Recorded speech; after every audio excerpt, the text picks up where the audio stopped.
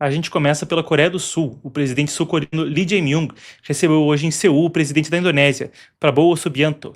Os dois decidiram ampliar a cooperação em energia e defesa diante da instabilidade internacional. Pois é, pode parecer uma notícia inócua, mas ela ajuda a gente a ver o quebra-cabeça global, onde, com um realinhamento geopolítico, a gente vê muitos países procurando novos parceiros. Isso inclui principalmente a questão da energia.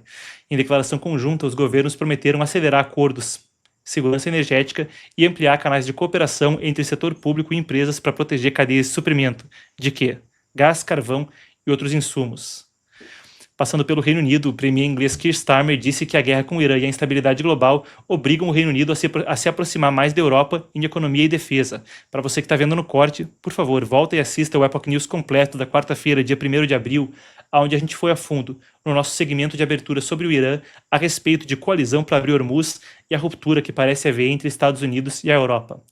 Voltando aqui ao tópico, o premier britânico anunciou que essa mudança estará no centro da cúpula com a União Europeia, que deve acontecer em breve. Segundo ele, o conflito no Oriente Médio vai ter efeitos duradouros e exige uma parceria estreita com aliados europeus. Ele disse que não entrará na guerra por pressão de Donald Trump. A gente não sabe disso ainda, né? A coalizão amanhã vai se reunir com 35 países, incluindo o Reino Unido, países do Golfo e da Europa, e muito desse debate passa por isso. União Europeia e Cuba. A gente tem coisa interessante a respeito. A Comissão Europeia liberou hoje 2 milhões de euros em ajuda para Cuba, alegando o agravamento das condições do país depois da crise energética e a escassez de alimentos e água. Vale a pena lembrar que a gente tem visto coisa de 9 milhões de pessoas enfrentarem blackouts na casa de 20 horas consistentemente, em particular depois que houve o corte de suprimento de petróleo que vinha do regime de Nicolás Maduro da Venezuela para Cuba. A Venezuela, afinal de contas, era responsável por abastecer 1/4 da necessidade de energia da ditadura comunista cubana. Segundo a União Europeia, o dinheiro enviado deve ajudar até 2 milhões de pessoas com itens básicos em meio aos apagões e o aumento das dificuldades para serviço essencial. A Radia Lahib, comissária então responsável por falar disso, disse que a União Europeia amplia o apoio por causa da emergência.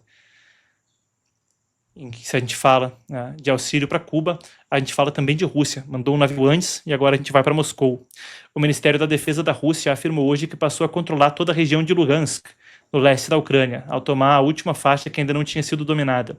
Um porta-voz militar ucraniano disse que era mentira, que nada mudou na frente de batalha nos últimos 6 meses e rejeitou a versão de Moscou. Se isso for confirmado, a conquista consolidaria a presença russa em uma das 4 regiões anexadas por Moscou em 2022. No mesmo anúncio, o Kremlin voltou a exigir a retirada ucraniana do restante de Donetsk, que fica ao sul de Lugansk. E aí, falando de redes sociais, se a gente falava disso agora há pouco, o secretário de Estado americano Marco Rubio orientou diplomatas dos Estados Unidos a usar a rede X e a atuar com unidades militares de operações psicológicas para enfrentar propaganda estrangeira considerada hostil aos interesses americanos. Segundo um telegrama analisado pela Reuters, as embaixadas devem expor campanhas de influência e conteúdos falsos, que na avaliação do governo americano ameaçam a segurança nacional e alimentam hostilidade contra os Estados Unidos. Isso é interessantíssimo porque vem na esteira de OpenAI, do próprio X e uma série de outras redes denunciarem operações de influência abrangentes e contas falsas, vindo principalmente do Partido Comunista Chinês, mas em especial quando estourou a guerra da Ucrânia, também muito vindo do Kremlin. Em esse telegrama se confirmando, então, despachado pelo Rubio, seria uma espécie de revide quanto a isso. E, de fato, na Guerra do Irã a gente já tem visto isso. O Comando Central americano tem publicado refutações quanto ao que o Irã fala consistentemente, e a guerra moderna se dá, claro, também no domínio da informação. Pessoal, por hoje, a gente vai ficando por aqui. Lembrando, hoje, às 10 da noite, cobertura começa a partir das 9h30. Você vai acompanhar a gente falando sobre o pronunciamento de Trump à nação. Vai ter o pré, vai ter o pós, vai ter a tradução simultânea. O presidente americano agendou esse pronunciamento então à nação. A gente não sabe os detalhes do que ele vai falar, mas muito do que foi antecipado passa pelo que a gente cobriu hoje. Então não perca, vai ser um prazer ter você conosco hoje à noite. Até, parte do preparo para essa live foi o motivo do horário alternativo, com o noticiário de hoje saindo um pouco mais tarde.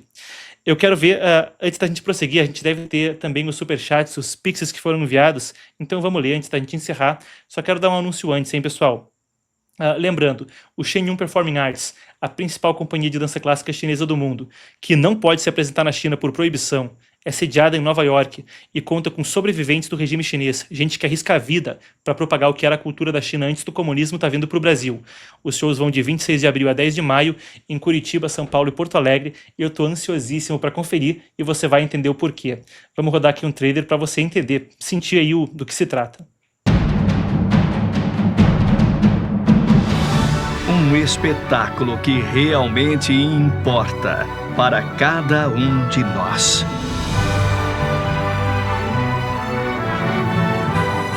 Isso é o que você estava esperando. Assista-o ao menos uma vez na sua vida. Adquira ingressos agora em Shen1.com. Cara, é de arrepiar mesmo, hein?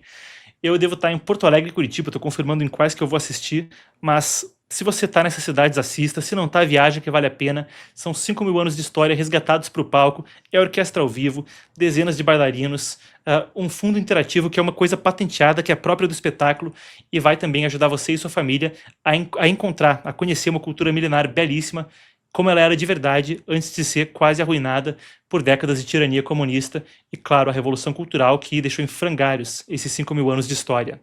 Certo? Você pode adquirir o ingresso por esse código QR se estiver na TV, aqui do lado no chat ao vivo ou aqui embaixo na descrição.